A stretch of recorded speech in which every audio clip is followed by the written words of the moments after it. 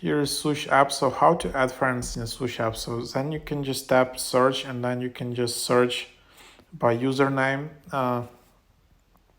You can also just search like that.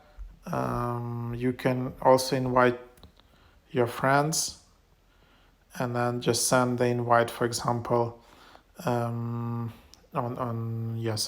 sush app.link/your username, and then you can just share it and invite people like that. You can also give access to your contacts.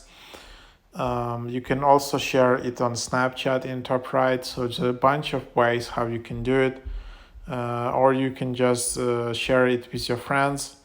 Like this is my account, and then you can just tap share in the top right to just share it with friends, and then they can just kind of scan it. So that's the idea. Hope this is helpful.